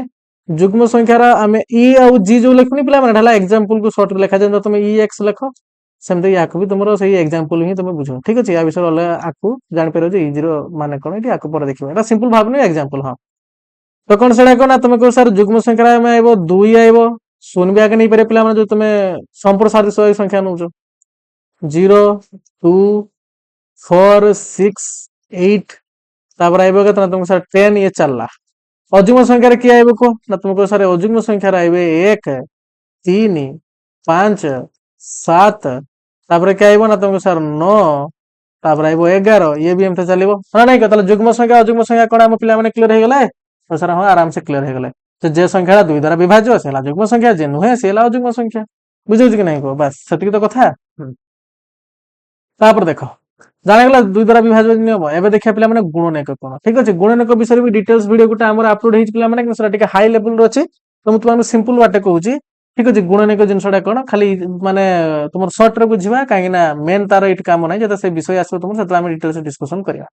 ତ ଗୁଣନେକ ମାନେ କଣ ଦେଖ ପିଲାମାନେ, ଧରାଯାଉ ସିମ୍ପଲ ୱେରେ କେମିତି ବୁଝିବ ନା, ଧରାଯାଉ ମୁଁ ଲେଖିଦେଲି 4। ତ ନିଜେ କୁହ ପିଲାମାନେ ଏଇ 4ଟା କାହା କାହା ପଣିକାର ଆସେ, ତାକୁ ଆମେ ସେଇଗୁଡାକୁ ଆମେ କଣ କହିବା ନା, ସେମାନେ ସେଇଗୁଡାକ ଏଇ 4 ଗୁଟଟା ଆମେ ଗୁଣନେକ କହିବା। ତ କିଏ କିଏ ପଣିକାର ଆସେ ଆଗେ ଦେଖ ନା, ତୁମେ କହ ସାର୍ 4ଟା ଏକକ ପଣିକାର ଆସିବ। ତୁମେ ସାର୍ ଏକକ ପଣିକା ତ ଆମେ ପଢିନେ। ଆରେ ମେଣ୍ଡୁ ଏକକ ପଣିକା ହିଁ ଦରକାର କଣ, ତୁମକୁ ସାର୍ ଏକ ସାଙ୍ଗରେ ଯିଏ ଗୁଣେ ସେଇ ସଂଖ୍ୟା ଆସେ। 1 2 2, 1 3 3, 1 4 4, 1 5 5, ହଁ ନା ନାଇଁ। ତୁମକୁ କହିବେ ସାର୍ ଏଟା ତାହେଲେ 1 ର ଗୋଟେ 1 ର ପଣିକାର ଇଏ ଆଇବ, 1 ର ପଣିକାର ଆଇବ ସେ, ହଁ ନା ନାଇଁ। ତାପରେ ଆଉ କାହା ପଣିକାର ଆସିବ ନା, ତୁମେ କହିବ ସାର୍ 2 କ ପଣିକାର ଆଇବ, 2 3 4, ହଁ ବଢିଆ ସେ, ଏଇଟା ପୁରା ଆରାମସେ କହିଦେଲା ନାଇଁ। ହଁ ତାର 3 କ ପଣିକାର ଆସେ, ତୁମକୁ ସାର୍ ନା 4 କ ପଣିକାର ଆସେ କି, ତୁମକୁ ସାର୍ ହଁ ଆସିଗଲା। ଆଚ୍ଛା ଏଇ 4ଟା, এই 4 ଠୁ ବଡ କେ ସଂଖ୍ୟା ଦ୍ୱାରା ମାନେ ସଂଖ୍ୟାର ପଣିକାର ଆସିବ କି, ତୁମକୁ ସାର୍ 5 କ ପଣିକାର, 5 କ ପଣିକାର କେବେ 4 ଆସିବ କି, ଆସିବାର ଚାନ୍ସ ନାହିଁ। କଣ ପାଇଁ ନା 5ଟା ଏଇ 4 ଠୁ ବଡ ହେଇଗଲା, ହଁ ନାଇଁ। ବାସ୍, ତ ପିଲାମାନେ ଏଇ 4 ଏଇ 1 2 ଆଉ 4 ଏମାନେ ହେଲେ ଗୋଟେ ଗୋଟେ ତୁମେ କହିପାରିବ ଏହାର ଗୁଣନେକ। ଠିକ ଅଛି, କଣ ପାଇଁ ନା ଏଇ 4ଟା ଏକକ ପଣିକାର ବି ଅଛି, 2 କ ପଣିକାର ବି ଅଛି, ଆଉ 4 କ ପଣିକାର ବି ଅଛି, ଆଉ କୌଣସି ସଂଖ୍ୟାର ପଣିକାର ନାହିଁ। ସେଇଥିପାଇଁ ଏଇ 4 ହଉଛି ଏଇ 4 ର ଗୁଣନେକ। ଯଦି ତୁମକୁ ପଚାରେ ତୁମେ କହିବ ସାର୍ 1 2 ଆଉ ହବ କେ 4 ହେଲା। ଆଉ ଗୋଟେ କଥା ଏଇଟା ଆମେ ଜାଣିବା ପାଇଁ ପାଇଲେ ପିଲାମାନେ କଣ ନା, ଗୋଟେ ସଂଖ୍ୟାର ଗୁଣନେକ ତାଠୁ ବଡ କେବେ ହେଇପାରିବନି। କଣ ପାଇଁ ନା ଏଇ 4 ଧର ଯୋଉ ବଡ ହେଲା 5 ଆମେ ନେଲେ, 5 ର ପଣିକାର କେବେ 4 ଆସିବାର ଚାନ୍ସ ହିଁ ନାହିଁ। 5 କେ 5 5 10 ମାନେ 5 ର ପଣିକାର ସବୁ 5 ରୁ ବଡ ବାଲା ଆଇବେ, 5 ଆଇବ ନା 5 ରୁ ବଡ ବାଲା ଆଇବେ, ହଁ ନାଇଁ। ବାସ୍, ତ ସେଇଥିପାଇଁ ପିଲାମାନେ ଗୋଟେ ସଂଖ୍ୟାରେ ଯଦି ତୁମକୁ ଗୁଣନେକ ପଚାରେ ସବୁବେଳେ ମନେ ରଖିବ ତାର ଗୁଣନେକ ସବୁଠାରୁ ବଡ ଯଦି ଗୁଣନେକ କିଏ ହବ ନା, ତୁମେ କହିବ ସାର୍ ସେଇ ସଂଖ୍ୟା ନିଜେ ହବ, ତାଠୁ ବଡ ବାଲା ଆଉ କେହି ହେବେ ନାହିଁ ତାର ଗୁଣନେକ। ଠିକ ଅଛି, ଆଉ ସବୁଠୁ ସାନ ଗୁଣନେକ କିଏ ହବ ନା, ତୁମେ ସାର୍ 1 ଦେଖିବା ଆହୁରି ଚେକ୍ କରିବା। ଏଟା ମୁଁ ତ ଖାଲି ବୁଝିବା ପାଇଁ କହିଲି। ଠିକ ଅଛି, ଗୋଟେ ସଂଖ୍ୟା ନେଲ, ସେଟା କେ ମାନେ ସେଇ ସଂଖ୍ୟାଟା କେ ପଣିକାର ଆସୁଛି ବାହାର କଲ, ଯେ ସଂଖ୍ୟା ପଣିକାର ଆସୁଛି ତାକୁ କହିଦବ ସେଇ ସଂଖ୍ୟା ଗୋଟେ ସେ ଗୁଣନେକ। ଏଟା ଥିଲା ବୁଝିଲା ଭଳିଆ। ଏବେ କେମିତି ବାହାର କରାଯାଏ ପ୍ରପର ମେଥଡ କଣ, ଧରାଯାଉ ଲେଖାଯାଇଛି 6 ପିଲାମାନେ, କେମିତି ବାହାର କରାଯାଏ, ଏମିତି ବାହାର କରାଯାଏ ପିଲାମାନେ। ଏଇ 6ଟାକୁ ଦେଖ କେତେ କେତେ ସଂଖ୍ୟା ଗୁଣିଲେ 6 ଆସିବ, ଏମିତି ବାହାର କରାଯାଏ। କଣ ନା ତୁମେ ସାର୍ ଆଗେ 1 ପାଖରୁ ଚେକ୍ କରିବ, ଆଗେ 1 ପାଖରୁ ତାର 2 ତାର 3 ତାର 4 ତାର 5 ତାପରେ 6 ଏମିତି କରି ଚେକ୍ କରି ଯିବ। ଠିକ ଅଛି, ହଁ। ତ ଆଗେ 1 ପଣି କେତେ କର, ତୁମକୁ ସାର୍ ହଁ 1 ର ତ 6 ଗୁଣେ 6 ହବ, ବାସ୍ 1 6 6, ବୁଝୁଛି ନା ନାଇଁ। ବାସ୍, ତାପରେ ଆସିଲେ କିଏ ନା, ତୁମକୁ ସାର୍ ଏଟା 6, ଏଟା ତ 2 ଦ୍ୱାରା ବିଭାଜ୍ୟ, ତାହେଲେ ଏଟା 2 ର କିଛି ଗୋଟେ ଗୁଣିନେ ଆସିବ। କେତେ ଗୁଣ, ତୁମକୁ ସାର୍ 2 3 6 ଏମିତିକା। ଆଗେ ଦେଖିନା ଏଇ ସଂଖ୍ୟାଟା 2 ଦ୍ୱାରା ବିଭାଜ୍ୟ କି ନୁହେଁ, ତୁମକୁ ସାର୍ ହଁ 2 ଦ୍ୱାରା ବିଭାଜ୍ୟ, କାହିଁକି ନା ଇଏ 6। ତାପରେ ଦେଖିବ ଯେ 2 ସାଙ୍ଗରେ କେତେ ଗୁଣେ 6 ଆଇବ, କେରେ ଜାଣିବ ନା 6 କୁ 2 ଦ୍ୱାରା ହଁ କରିଦିଅ, 2 3 6 ଯେତିକି ପଡିଲା ପିଲାମାନେ ସେଇଟା ଆସିବ ତାର ଏଇ ସଂଖ୍ୟାଟା, ମାନେ 2 ଆଉ 3 କୁ ଗୁଣିନେ ତୁମର ଆସିବ କେତେ ନା, ତୁମକୁ ସାର୍ 6 ଆସିବ। ବୁଝୁଛୁ ନା ନାଇଁ। ହଁ, ବହୁତ କଥା ଅଛି ପିଲାମାନେ, କିନ୍ତୁ ଆମେ ଉପରୁ ଉପରୁ ଟିକେ ଯିବା। ଏଇଟା ଏତେ ବି ମାନେ ବିଷୟ ପାଇଁ ମେନ୍ ଇମ୍ପୋର୍ଟାଣ୍ଟ ନୁହେଁ, କିନ୍ତୁ ସେ ଷ୍ଟୋରିଟା ବୁଝିବା ପାଇଁ ହେଲେ ତୁମକୁ ଏଇଟା ଜାଣିବା ନିହାତି ଦରକାର। ଠିକ ସେଇଥିପାଇଁ ମୁଁ ବୁଝାଉଛି। ତାପରେ ଦେଖ 2 3 6, ତାପରେ କଣ ଆସିବ କୁହ ନା, ତୁମକୁ ସାର୍ ତାର 3 କ ପଣିକା ଦେଖିବା, 3 2 6, ଆଉ 3 ତ ଏଇଟା ଆମେ ଅଲରେଡି ଲେଖିଛେ, ତ 2 3 ଲେଖିବା ଯାହା 3 2 ଲେଖିବା କଥା, ଆଉ ଲେଖିବା ଦରକାର ନାହିଁ। ବାସ୍, ତାପରେ ଦେଖ ତାପରେ କିଛି ଆସିବ କି ପିଲାମାନେ, ତୁମକୁ ତାପରେ 6 ଆଇବ, ଆଉ 6 କେ 6 ତ ଏଇଟା ଆମେ ଲେଖିଛେ, 1 ଗୁଣନ 6 ବା 6 କେ 6 ଏକା କଥା। ଆଉ 6 ରୁ ବଡ ବାଲା କେହି ୟାର ଆସିବେ କି ପିଲାମାନେ, 6 ରୁ ବଡ ବାଲା ମାନେ 7 ରେ କେତେ ଗୁଣେ 6 ଆଇବ କି, ତୁମେ ହସିବ ବସ, 7 ରେ କେବେ କିଛି ଗୁଣିନେ 6 ଆସିବାର ଚାନ୍ସ ହିଁ ନାହିଁ। ତ ତା ଆଗକୁ ହିଁ ଯିବାନି। ଏବେ ଜାଣିପାରିଲ କେତେ ପର୍ଯ୍ୟନ୍ତ ଯିବ ନା, ତୁମକୁ ସାର୍ ଆମେ ସେତେ ପର୍ଯ୍ୟନ୍ତ ଯିବା ଯେତେ ପର୍ଯ୍ୟନ୍ତ ସେଇ ସଂଖ୍ୟା ନିଜେ ନ ଆସିଯାଇଛି। ଯେମିତି ଏଠି ଦେଖ ଏଇ ସଂଖ୍ୟା ନିଜେ ଚାଲି ଆସିଛି, ତାପରେ ଆଉ ଆଗକୁ ଯିବାର ନାହିଁ। ତାହେଲେ 6 ର ଯଦି ମୁଁ ତୁମକୁ ବର୍ତ୍ତମାନ ପଚାରିବି ଗୁଣନେକ କିଏ କିଏ ହେବେ, ଗୁଣନିୟକ କଣ କଣ ହେବେ ନା, ଏବେ ଦେଖ ପିଲାମାନେ ଏଇ ଯୋଉ ସଂଖ୍ୟା ଦେଖିବା ପାଇଁ ପାଇଲନି, ଏଇ 1 ଗୋଟେ ୟାର ଗୁଣନେକ, 6 ଗୋଟେ ଗୁଣନେକ, 2 ଗୋଟେ ଗୁଣନେକ, 3 ଗୋଟେ ଗୁଣନେକ। ଠିକ ଅଛି, ଦେଖିପାରୁଛ ନା 1 ଗୋଟେ ଗୁଣନେକ, 6 ଗୋଟେ ଗୁଣନେକ, 2 ଗୋଟେ ଗୁଣନେକ, 3 ଗୋଟେ ଗୁଣନେକ। ତ ୟାର ଗୁଣନେକ ଏଇଗୁଡା କିଛି ଆସିବ ପିଲାମାନେ, କିଏ ସାର୍ 1 ଆଇବ, ତାପରେ ଟିକେ ସାନରୁ ବଡ କ୍ରମରେ ଲେଖ ପିଲାମାନେ, ତାହେଲେ ସୁବିଧା ହବ ତୁମକୁ ଜାଣିବା ପାଇଁ। 2 ଆଇବ, ତାର 3 ଆଇବ, ତାପରେ ଆଇବ 6, ଏଇ 4ଟା ଆସିବ ପିଲାମାନେ। ଠିକ ଅଛି, ହଁ। ଆଉ ଏଇଟା ମନେ ରଖ ପିଲାମାନେ, ସବୁ ସଂଖ୍ୟାର ଗୋଟେ ନିର୍ଦ୍ଦିଷ୍ଟ ସଂଖ୍ୟାକୁ ଗୁଣନେକ ଥାଏ, ଏହାର ଯେମିତି 4ଟା। ସେମିତି ଦେଖ 2 ର ଯଦି ତୁମେ ଦେଖିବ, ତୁମେ ସାର୍ 2 ହଉଛି କେବଳ 1 ଗୁଣନ 2 ରେ ଆଇବ, ଆଉ କେହି ନ ଆସିବାର ଚାନ୍ସ ନାହିଁ, କାହିଁକି ଏଟା ତ 2 ଆସିଯାଇଛି ଅଲରେଡି, ୟାଠୁ ବଡ ବାଲା ତ ଆମେ ନେଇପାରିବାନି। ତାହେଲେ ୟାର ଗୁଣନେକ କିଏ କିଏ ଆସିବ କଣ ନା, ତୁମେ ସାର୍ ଗୋଟେ 1 ଆଇବ, ଗୋଟେ 2 ଆସିବ। ସେଥିପାଇଁ ମୁଁ ଏଠି ଲେଖିପାରିବି 2 ର ଗୁଣନେକ କଣ କଣ ଅଛି ନା, ତୁମକୁ ସାର୍ 2 ର ଗୁଣନେକ ହେବେ 1, ଆଉ ଗୋଟେ କିଏ ହେବେ ନା, ତୁମକୁ ସାର୍ 2। ଠିକ ଅଛି, 1 ଆଉ ଗୋଟେ ହବ 2। ତ ଦେଖ ୟାର ଗୁଣନେକ କେତେ, 2ଟା ପିଲାମାନେ, ୟାର ଫିକ୍ସ। ମାନେ ତୁମେ କହିପାରିବ ଏଇ 2ଟା କେବଳ 1 ର ପଣିକାର ଆଇବ, ଆଉ 2 ର ପଣିକାର ଆଇବ, ଆଉ କୌଣସି ପଣିକାର ଆଇବନି। ବୁଝିହଉଛି ନା ନାଇଁ, ଜାଣିପାରିଲ ଏବେ। ବାସ୍, ତ ଏମିତି ଆମେ ଜାଣିଗଲେ ଗୁଣନେକ କଣ। ଯେ ସଂଖ୍ୟା ବି ଦିଆହବ ପିଲାମାନେ, ଏମିତି ଦେଖିବ ସେ କେ ସଂଖ୍ୟା ଦ୍ୱାରା ଗୁଣନ ମାନେ ଆସୁଛି। ଟିକେ ବଡ ବାଲା ନବା କି, ତ ଗୋଟେ ବଡ ବାଲା ନିଅ, 16 ନିଅ ପିଲାମାନେ। ଠିକ ଅଛି, 16, ହଁ। তো এটা দেখো আগে তো জাଣିଲା এটা ଏକ ପଣିକାରେ ଆଇବ ତାହେଲେ 1 ଗୁଣନ 16 ହେଇଯିବ। 1 ରେ କେତେ ଗୁଣ ଆଇବ ତମେ ସାର 16 ଗୁଣନ 16 ଆଇବ 1 16 16। ତାପରେ ଦେଖ 2 କ ପଣିକା ଦେଖ ଆगे 1 ଚେକ୍ କଲ ତାର 2 ଚେକ୍ କର ତାର 3 ଚେକ୍ କର ଏମିତି ଚାଲିବ। 2 ଚେକ୍ କର ତମକୁ ସାର ହଁ 2 ଦ୍ୱାରା ଆସୁଛି। 2 ରେ କେତେ ଗୁଣିନେ ଆସିବ କଣ ପାଇଁ ନା ୟାର ଏକକର 6 ଅଛି ମାନେ ଏ 2 ଦ୍ୱାରା ବିଭାଜ୍ୟ 2 6 ଦ୍ୱାରା ବିଭାଜ୍ୟ ମାନେ ତମର 2 କ ପଣିକାରେ 16 ଆସିବ ହିଁ ଆସିବ ବା 2 କ ପଣିକା କୁହ ବା 16 ଟା 2 ରେ କିଛି ଗୋଟେ ଗୁଣିନେ 16 ନିହାତି ଭାବରେ ଆସିବ। ଆଉ ଏବେ ପରେ ଆମେ ପଢି ଗଲେ ପିଲା ମାନେ ଯେ 16 ଟା ଯୋଉଟେ ଯୁଗ୍ମ ସଂଖ୍ୟା ମାନେ ଏ 2 ଦ୍ୱାରା ବିଭାଜ୍ୟ ମାନେ ଯେତେବେଳେ ଆମେ 16 କୁ 2 ରେ ହରଣ କରିବା ନା ତାହେଲେ ଆମର ଭାଗଶେଷ କେତେ ଆଇବ ନା ତୁମ ସାର 0 ଆଇବ। ଠିକ ଅଛି ତାହେଲେ ଦେଖ 2 ରେ କେତେ ଗୁଣିନେ ଆଇବ ନା ତୁମ ସାର 8 ଗୁଣିନେ। ହଁ ତ ସେଇଟାକୁ ବର୍ତ୍ତମାନ ଟିକେ ଲେଖିବା ପିଲା ଗୋଟେ ସଂଖ୍ୟା ଲେଖିବ ସେ ଦେଖିବ ସେ ତା ଦ୍ୱାରା ବିଭାଜ୍ୟ କି ନୁହେଁ ତାପରେ ନିଜେ ଲେଖିବ ଯେ ସେ ସଂଖ୍ୟାଟା କେତେ ଗୁଣିନେ ମାନେ ସେ ସଂଖ୍ୟାରେ ଆଉ କେତେ ଗୁଣିନେ ସେ ସଂଖ୍ୟାଟା ଆସୁଛି ତାହେଲେ 16 ଟା ଆସୁଛି ତାହେଲେ 2 ଟା 16। ତାପରେ ଦେଖ 3 କ ପଣିକାରେ 16 ଆସିବ କି ତୁମ ସାର ନା ଆସିବାର ଚାନ୍ସ ନାହିଁ କଣ ପାଇଁ ନା 5 3 15 ଆସୁଛି 16 ତ ଆସୁନି 3 କ ପଣିକାରେ। 4 କ ପଣିକାରେ ତୁମ ସାର ହଁ ଆସୁଛି ତାହେଲେ 4 ଗୁଣନ ପୁଣି 4 ର କେତେ ଗୁଣ ତୁମ ସାର 4 ଗୁଣ। ଠିକ ଅଛି 4 ଚଉ 16 ୟାର ଆସିବ ବୁଝୁଛି ନା ନାହିଁ ବାସ୍। ତ ବର୍ତ୍ତମାନ ଯଦି ମୁଁ ତୁମକୁ ପଚାରିବି ଏହାର ଗୁଣନୀୟକ କଣ ହବ ଯଦି ମୁଁ ତୁମକୁ ପଚାରିବି ଏହାର ଗୁଣନୀୟକ କଣ ହବ ଆଉ ତୁମକୁ ସାର ଏହାର ଗୁଣନୀୟକ ହେବେ ଏଇ ଗୋଟା ଠିକ है ना तुम सर 1 हब 2 हब तापर 4 हब तुम सर आउ थे 4 कि ना যদি সেম ଅଛି ପିଲାମାନେ ଦିଟା ଆକର ତାହେଲେ ତାକୁ ଥରେ ହିଁ ନବା ଠିକ ଅଛି ଥରେ ହିଁ ନବା ମନେ ରହିଲା କଥା। ତ ଏଠି ଗୋଟେ 4 ନବା କଣ କହିଲି ମୁଁ ଗୋଟେ 4 କୁ ନବା ବାସ୍ ତାପରେ ହେଲା 4 ପରେ କି ଆଇବ ନା 8 ତାପରେ ଆଇବ 16 ମାନେ ମୁଁ ସାନରୁ ବଡ କ୍ରମରେ କହିଲି। এই যে দুইটা গুণন দেখি পাও না ইয়ে গোটে গুণনক সে দেখতে পাইলো ইয়ে গোটে গুণনক ইয়ে গোটে গুণনক এটা দেখতে পাইলো ইয়ে গোটে গুণনক ইয়ে গোটে গুণনক ହେଇଥାନ୍ତା কিন্তু দুইটাକ যেহেতু সমান তাକୁ ଆମେ ଗୋଟେ ବିଲିକା ଧରିବା। କଣ କହିଲି ମୁଣ୍ଡରେ ପଶିଲା ନା ପଶିଲାନି ଏଇ କଥାଟା ଅଛି ପିଲାମାନେ ଯେତେବେଳେ ମୁଁ କାଲି ଷ୍ଟୋରି ତୁମମାନଙ୍କୁ କହିବି ନା ସେତେବେଳେ ଏଟା ଦରକାର ପଡିବ। ଏଇ କଥା ତ ଦିଟା ଅଛି ତାକୁ ଆମେ ଗୋଟେ ବୋଲି ନବା ଠିକ ଅଛି। ହଁ ତାହେଲେ ୟାର ଗୁଣନକ କିଏ କିଏ ଆସିବ କୁହ ନା ତୁମକୁ ସାର 1 ଆଇବ 2 ଆଇବ 4 ଆସିବ ତାପରେ ଆସିବ 8 ତାପରେ ଆସିବ 16 ଏତିକି ଆସିବେ। ତ ଦେଖ ୟାର କେତେଟା ଆସିଲା ତୁମ ସାର 5ଟା ଆସିଲା ୟାର ठीक अच्छे यार केतरा गुणनक ना तो सर 5टा गुणनक 5टी यार केतरा ना तुमको सर 4टी यार केतरा ना तुमको सर 2टी एमती आसला गुणनक। तो गुणनक बाहर कर सिखि गलो के नहीं को हां तो तुम मानकर एठी टिके हुमा रहबे पिला माने मु तुम मानकर एठी 10टा रे बाहर कर देबी तुम मानकर काम होला तुम 20 पर्यंत निजे घरे जाके बाहर करिवो समस्तकर गुणनक ठीक अछि। हां तो याको मु लिभुजी पिला माने देकी वर्तमान मु तुम मानकर देखेबी वर्तमान जे केमति का तुम गुणनक बाहर कर परिवो सबुडाक संख्या एटा सब दरकार अछि पिला माने मु सेत पई बुझौजी बुझला कि टिके पेशेंस धरि देखिवो एते माने जल्दी नहीं जे तुम माने कोन मासे रे सिलेबस सारी कोन करियो भाजी खाइयो ना नहीं सेते पाठ पढी लाभ कोन को तापर जन तुमको पचार दबो जे जिनसा हैला केन तुम ता कहि परिबोन सेते पाठ पढी लाभ अछि कि पिला मन। हां तो व्यस्त होने आराम से तुम एटा को देखो आराम से बुझो और जीवन सारा तुमको थरे भी या विषय बुझिया को पड़िबो नहीं जब देखो एटी 1 एला 2 एला 3 एला 4 एला 5 एला 6 एला 7 एला 8 एला 9 एला 10 एमते चालिबो पिला माने किंतु मु एतिकिरो तुमनको गुण मान तांकर गुणनक बाहर करके देखेबी ठीक अछि।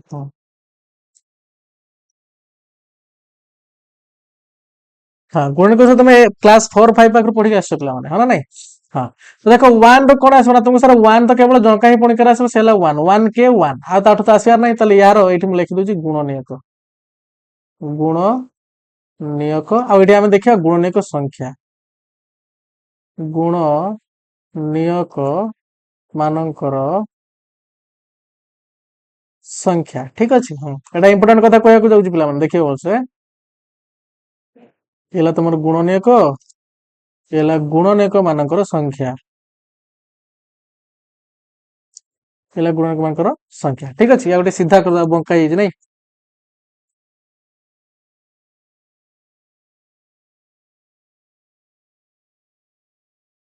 चलो हो गेला। तो अब देखो 1 रो गुणनक कोन ना तुमको सर 1 रो गुणनक हबो केवल 1 हां नहीं केवल 1 ताले यार गुणनक संख्या केते को यार गुणनक संख्या केते को आ तुमको सर यार एठी गुणनक संख्या ताले हि जिवे केवल गुटे केवल 1 जणे ना। हां सेम तो तापर देखो 2 रे कोन आसीबो 2 रो बाहर करना तुमको सर एबे देखि गले 1 गुणन 2 ताले यार गुणनक गुटे हबो 1 आउडी के ना तुम सर आ गुटे हबो 2 ताले यार गुणनक संख्या केते तुमको सर यार गुणनक संख्या हला 2 ठीक अछि। हां तापर देखो तुम 3 पई देखिया पिला माने 3 यार के आसे ना तुम सर 1 गुणन 3 आउ 3 कोन से पणी कराइबोनी आउ याठू आगु को जिबा कि मूर्खामी हो जिवो एते कथा हम बुझी गइले गंड मूर्ख बोली तुम विवेचित हो ना नहीं कोन तुमको सर हम एबे पढी गइले गुटे संख्या गुणनक ताठू बड़ केबे हे परिबो ନାହିଁ ତ ସେଥିପାଇଁ ୟାର କେବଳ କିଏ ଆଇବ ନା 1 ଆଉ 3 ହିଁ ଆଇବ। ତ ଲେଖ 1,3 ଏଟା କମା ଦେଇକି ଲେଖିବ ପିଲାମାନେ, ଗୋଟେ ଗୋଟେ ଗୁଣିତ କହେ ୟା ସରି ଗୁଣ ନେଇ କହେ ୟାର।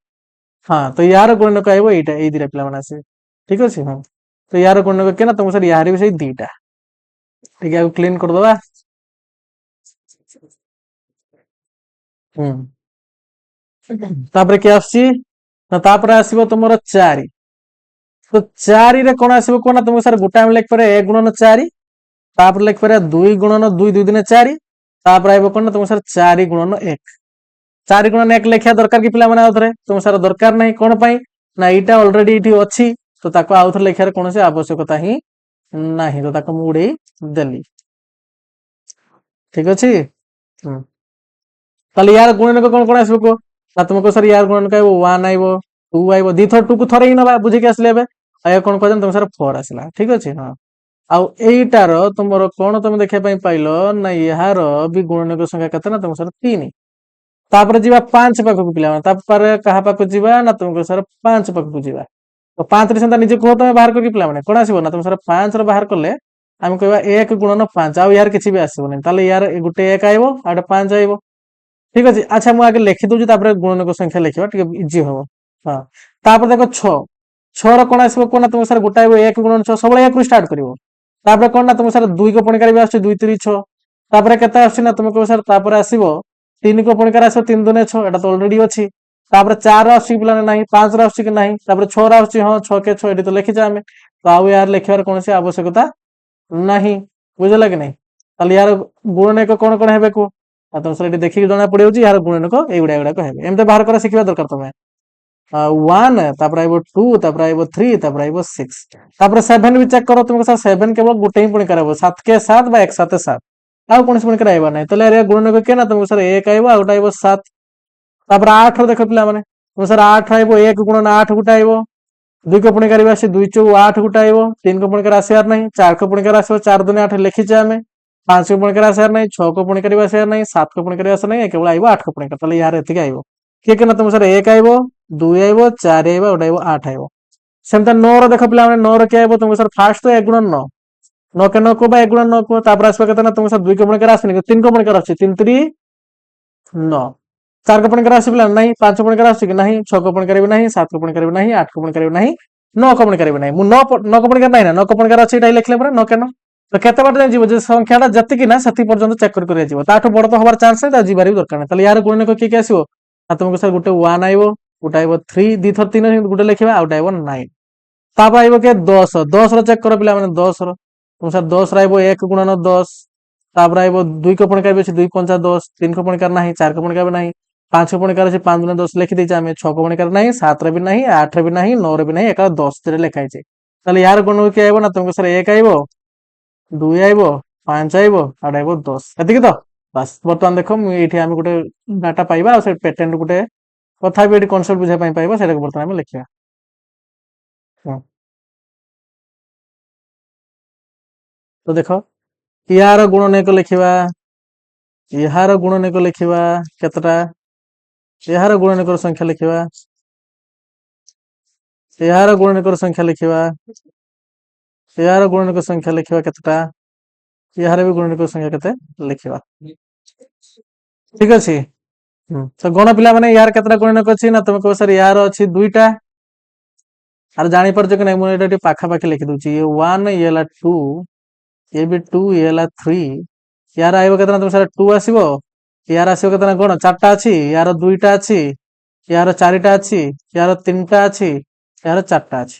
ଠିକ ଅଛି। ତ ଏତିକି ହେଲା ଏମାନଙ୍କର ଗୁଣନକ ମାନଙ୍କର ସଂଖ୍ୟା। ଗୁଣନକୁ ଇଂଲିଶ ରେ କଣ କୁହାଯାଏ ନା ତମକୁ ସାର୍ ଫ୍ୟାକ୍ଟର, କଣ କୁହାଯାଏ ଫ୍ୟାକ୍ଟର। ଠିକ ଅଛି, ମନେ ରଖିବ। ଆଚ୍ଛା ପିଲାମାନେ, ଏମିତି ତମେ ମାନେ ନିଜେ ଘରେ 20 ପର୍ଯ୍ୟନ୍ତ ବାହାର କରିବା ପାଇଁ ଚେଷ୍ଟା କରିବ, ଯଦି ଯୋଉମାନେ ଆଉ ଟିକେ ଭଲ ତାହେଲେ ସେମାନେ 100 ପର୍ଯ୍ୟନ୍ତ ବାହାର କରିବା ପାଇଁ ହେଲେ ବହୁତ ଭଲ। ଠିକ ଅଛି ହଁ। ସେଠି ଗୋଟେ ମାନେ ଜିନିଷ ଦେଖିବା ପାଇଁ ମାର୍କ କଲ, ତୁମେ କହିବ ସାର୍ କଣ ନା ଏମାନଙ୍କ ଭିତରେ ଆମେ କିଛି ସଂଖ୍ୟା ଦେଖିବା ପାଇଁ ପାଇଲେ ଯେମାନେ ସ୍ପେଶାଲ, କଣ ମାନେ କହିଲ ନା ତମକୁ ସାର୍ 2 ଆଉ ହେଲା 3, କଣ ପାଇଁ ମୁଁ କହୁଛି ହେଲା 5, ତାପରେ ହେଲା 7, ତାପରେ ଆଇଲା କିଏ ଆଉ ସେମିତି ଆଗକୁ ତମର ଆସିବ 11 ଆସିବ। ଏଇ ମାନେ ସ୍ପେଶାଲ କଣ ପାଇଁ ନା ତମେ ନିଜେ ଦେଖ, ଏମାନେ ହେଲେ ଏମିତି ଗୋଟେ ଗୋଟେ ସଂଖ୍ୟା ଯେମାନଙ୍କୁ ତମେ ଯଦି ଭାଗ କରିବା ପାଇଁ ଚାହିଁବ, ବା ତୁମ ପାଖରେ ଧର 5ଟା ଚକୋଲେଟ ଅଛି, ତମେ ବାଣ୍ଟିବା ପାଇଁ ଚାହିଁବ, ତାହେଲେ ତମେ ଗୋଟେ ପିଲାକୁ ଗୋଟେ ଗୋଟେ ଲେଖା ଦେଇପାରିବ, केतरा पिला दउछ सेटा मैटर करेन पिला माने मु कहूछ तुम एटा केतरा लेखा बांटी परिबो तुम जदि गोटे गोटे लेखा चॉकलेट दे परिबो देला तुमर जंत सबडा सरिया दरकार एटी सेमते नाही रे तुम सर मु एई छुआटा को दुईटा दे देमी ताको तीनटा दे देमी सर कोन मैथ रा हम प्रॉपर रूल को फॉलो करी चले समस्त को समान समान बढिया ठीक अछि हां एटी सेमते नाही तुम सर मो से बेस्ट फ्रेंड मु ताको अधिया चॉकलेट देबी ताको कम देबी सेमते गाडी होबो नाही रे माडो होबो ठीक अछि हां नने तुमको सर पांचटा जाको चॉकलेट मु जंका को दे देबी मो पाखरे ई दुईटा ऑप्शन सेमते देखो सात सात केवल गोटे गोटे चॉकलेट लेखा दे पारिबी मु सातटा चॉकलेट थले नने एका बेला सातटा चॉकलेट जंका दे पारिबी माने ता छडा आउ कहारी कि आमे माने से संख्या को आउ कहा द्वारा भी भाग करि परिबा नाही एमते हला कथा तो जो संख्या पिला माने केवल एक द्वारा भाग माने एक द्वारा एक एक लेखा बांटी परिबा आ से संख्या जति सेति एका बेला बांटी परिबा सेही संख्या माने लेटी स्पेशल आ समान को नाम कोन सेटा को आमे आखु देखिबा ठीक अछि सेटा को एटा बुझी पालो एबे कोन कथा हम कहली सेटा ए जस्ट टिके आगु बुझेबा ए विषय ए स्पेशल नंबर मान कोन कुआ जाय समान कोन कथा कोन नाही देखिबा किंतु एटी जो इंपोर्टेंट कथाडा हम देखे पई पाइले ना ताको बर्तन चेक करिया तो देखो पिला माने ए टेबुल टाकू मु लिखि देछि नोट करके ताको जीवा पूर्व आगे ए कथा मते कहो तुमे कहलो मते देखि कि के संख्याटा समस्त संख्या गुणन करना तुमको सर 1 एठी भी अछि एठी भी अछि एठी भी अछि एठी भी अछि ए सब जगह रे 1 अछि देखो अछि ना नै हां ताले ये तुमे कहबो सर ये ला हमर हीरो एठी समस्त पाखर 1 ता माने प्रत्येक संख्यार किए गुणन करना तुमको सर 1 होछि गुटे गुणनक प्रत्येक संख्यार अच्छा तापरे सबडार बड़ गुणनक के ना तुमको सर एबे हमें पढि केले गुटे संख्यार सबडार बड़ गुणनक कला से संख्या निजे ताठो बड़ होबार चांस नाही आ सबडार सान गुणनक के ना तुमको सर 1 सबस्तार 1 माने सब सान होबो सी 1 बुझौ ज नै बस तो एई कथाडा को पिला माने एठा हमें सब तुमरो लिखिचे आ गोटे कथा एठी तुम मान को कहि पिला माने कोन सेटा तुम निजे मार्क करो गोटे संख्यार जति भी गुण नै के ना ए सब गुडा को ए धर चार गुण के ना धर 1 2 आ 4 माने चारटा एक को पुणिकार भी अछि चारटा दुई के पुणिकार भी अछि चारटा चार को पुणिकार भी अछि या को एमते भी बुझी पारे पिला माने गोटे संख्यार जति भी गुण नै को छथि ना से सब गुण नै को द्वारा से संख्याटा हला विभाज्य विभाज्य माने तुम जदी गोटे संख्यार जेमताडी नियो तुमरो 5 नियो 1 5 तार हला फैक्टर तुम तार ए 5 को तार कोन से गोटे फैक्टर द्वारा हरण करियो 1 द्वारा हरण करो 1 5 है 5 भागशेष कता है 0 तामे तुम कहि परिबो 5 टा 1 द्वारा विभाज्य तुम तो 5 को 5 द्वारा हरण करो तुम सर 5 के 5 भागशेष हला कता 0 तामे तुम कहिरो 5 टा 5 द्वारा विभाज्य तो ए पॉइंट ओटे मन रखिबो जे गोटे संख्यार जति भी गुणनक अछि सेही गुणनक गुडा को द्वारा से संख्याटा विभाज्य हेबो हला एबे सेही पॉइंट गुडा को देखो म एठी तुम नोट करके लिखि देछि पिला माने कोन लिखाइछि ना एक प्रत्येक संख्यार गुणनक प्रत्येक संख्या से संख्यार गुणनक गोटे संख्या निजे निजर गुणनक नय कि हां 10 निजे निजर गोटे गुणनक 8 निजे निजर गोटे गुणनक बस प्रत्येक संख्यार क्षुद्रतम गुणनक के ना तुम सर एक बृहत्तम गुणनक के ना तुम को से संख्या निजे बस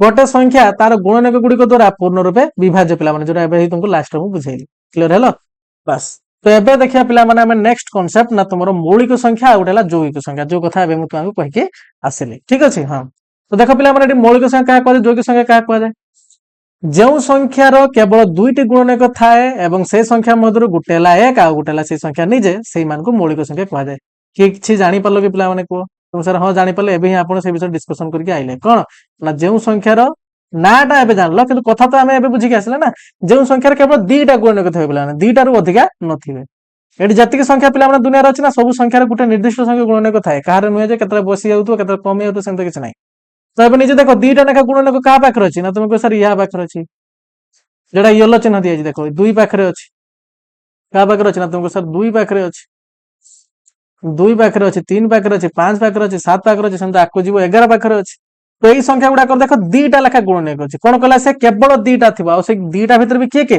तुमको सर आमे देखि कि बेड जानि पारछो गोटे संख्या हला एक आ गोटे संख्या हला से संख्या निजे गोटे संख्या हला एक आ गोटे संख्या हला से संख्या निजे तो सेटा ही तो सेठी लिखिछि पिला माने ना किछ अलग लिखिछि कोन तो सर हां सेटा ही लिखिछि हां नहीं सेटा ही तो लिखिछि जे संख्यार केवल दुईटी गुणनक थाए एवं से मान को मधुर गोटे एक अन्य से संख्या निजे ताको मौलिक संख्या कहै पिला माने एला गोटे स्पेशल टाइप रो संख्या सेत पे हम याको गोटे स्पेशल ना देला मौलिक संख्या तो सर आउ जो बाकी गुडा को रहि गेले ताको हम कहले युग्म संख्या किंतु जंका को छाडी के एटा देखो जे संख्यार 2 रु अधिक गुणनक थाए जहार 2 रु कम नहे पिला माने जहार 2 रु अधिक थिबो जहार 2 रु अधिक थिबो से मान को सब कोन कहि दिया जो ना तुम सर जैविक संख्या ताले जहार दुईटा थिबो गोटे एक आ गोटे से संख्या निजे ताको हम तुमर कोन कहबा ना मौलिक संख्या आ जहार दुईटा रु अधिका थिबो पिला माने दुईटा नहे दुईटा रु अधिका थिबो ताको हम कहबा तुमर जैविक संख्या एग्जांपल के आ तुम सर जैविक संख्या एग्जांपल ए जो येलो कलर छाडी देला परे आ जति की भी अछि किंतु याकू छाडी दो याकू कोन पय छाड दम तुमको एबे कहबी याकू छाडी दियो येलो वाला को छाडी दियो तापर आ जति की तुम देखै पय पालो जेमते एडी देखो एडी 4 को देखै पय पाइलो तापर एडी 6 रो देखै पय पाइलो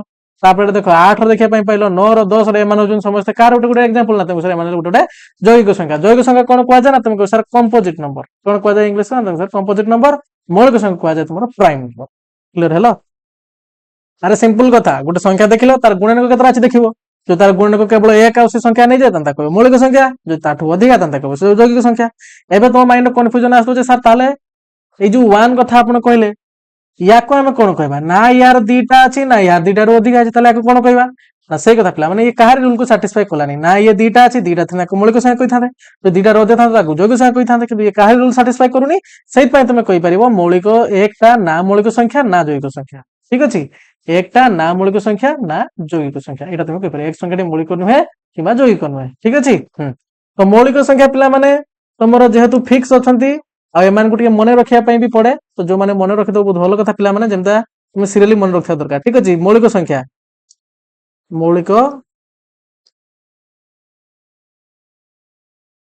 मौलिक संख्या मैं यार किसी एग्जांपल तुमको लिखौची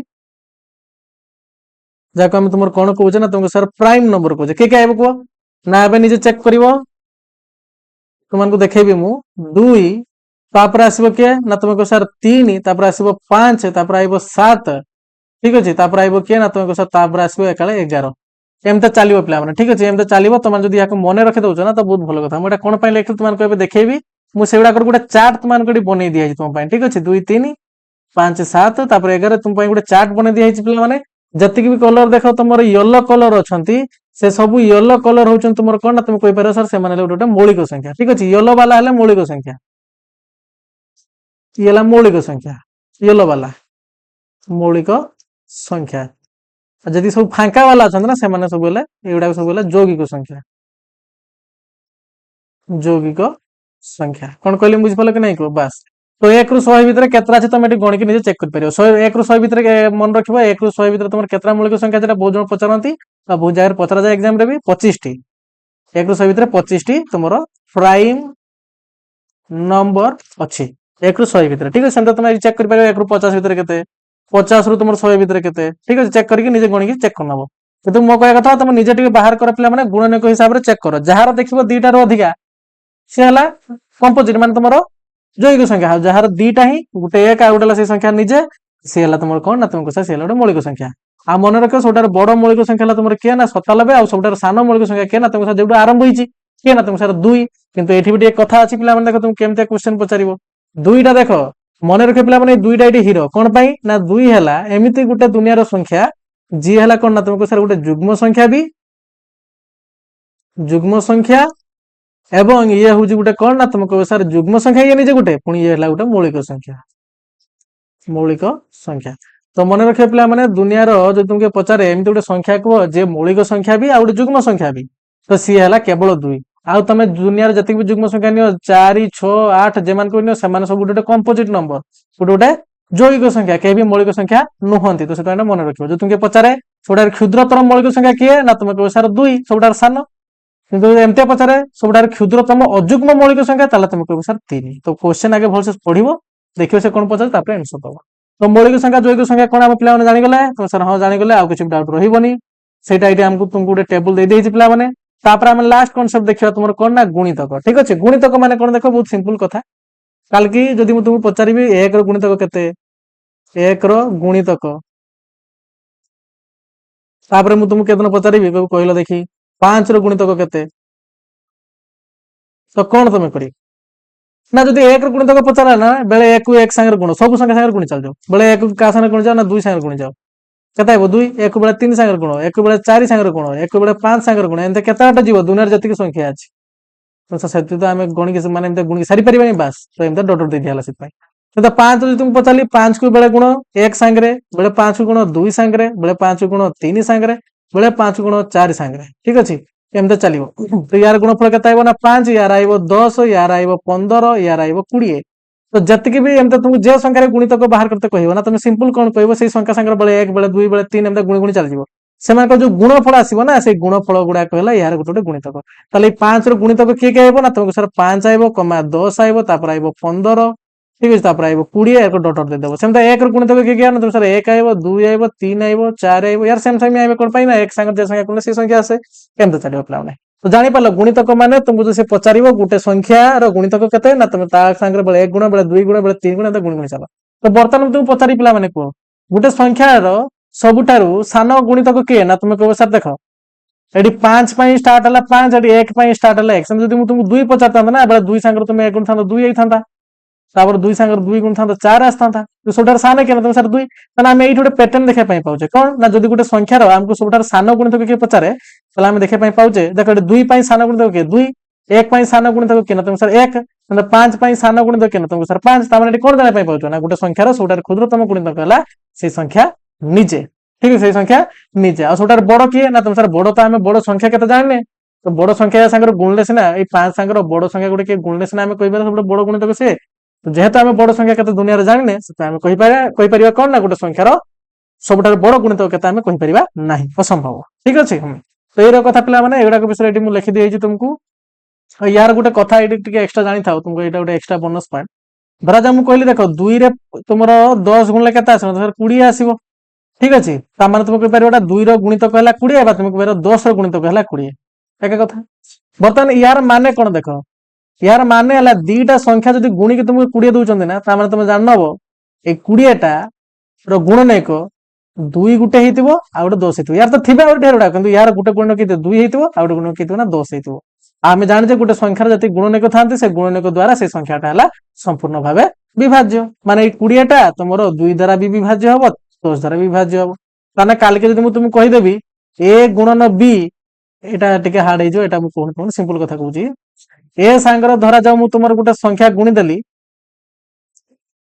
ए सांगर धरा जाऊ 2 सांगर गोटे संख्या मुझे गुणीदेली 8 गुणफल है के 16 तुम कहीपर 16टा 2 द्वारा विभाज्य 8 द्वारा भी विभाज्य ठीक अच्छे ये एक्सट्रा कथा था पिला माने ये कथा जानीगल गुणितक मान सिंपल जे संख्या गुणितक पचार ताको बेले 1 सांगर बेले 2 सांगर बेले 3 सांगर गुणी चल जाओ ताले केते बाटे जीव तुमको सर एटा सरीबनी असंख्यटा ताले हमको पचार पारिबी गोटे गुणितक गोटे संख्यार केतेटा गुणितक अछि ना तुमको सर असंख्यटा अछि देखो ई सब कथा गुडा को इटा हम लिखि दैछे कौन कहली बुझिपाल कि नहीं को कौन से संख्यार 1 2 3 4 इत्यादि को गुणिले जो गुणफल सब मिले से गुड़ी गला से संख्यार गुणितक गोटे संख्यार केतेटा गुणितक था ना सर असंख्यटी गोटे संख्या तार सबुठारु सान गुणितक के ना गोटे संख्या तार सबुठारु सान गुणितक माने गोटे संख्या निजे ही तार सबुठारु सान गुणितक गोटे संख्यार गुणितक ता सहित समान होई पारे किंबा ताठू बड़ होई पारे मन रख गोटे गुण गोटे संख्यार तार होची गुणितक ताठारु कोन हबो ना तुमको सर माने ता सहित समान हबो ना ताठू बड़ हबो किंतु ताठू सान होई परिबो नाही सेही भाई पिला माने गोटे एक्स्ट्रा पॉइंट छाड़ दी आम एटा कहि दउची तुमको सेमतिका गोटे संख्यार जब तुम तुम गुणनैक बाहर करिवो ना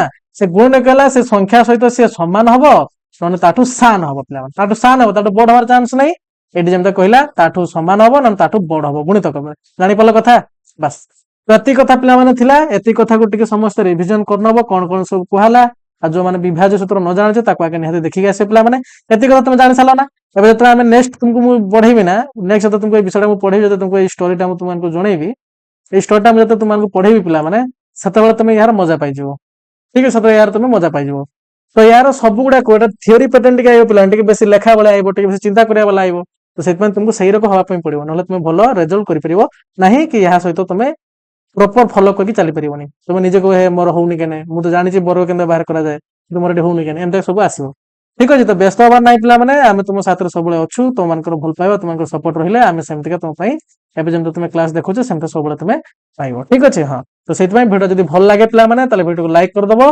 तो हम चैनल को सब्सक्राइब कर दबो ठीक अछि तो समस्त पढापडी करे पिला माने देखाबो नेक्स्ट वीडियो रे तो मानकर सपोर्ट को देखिबा केम तुम माने भल पाइबा दोछ केम तुमको वीडियो टी लागे छ निहाते कमेंट रे जणेबो तापर हम नेक्स्ट तुमरो या ऊपर वीडियो नै आसीबा ठीक अछि तो देखाबो नेक्स्ट वीडियो रे थैंक यू।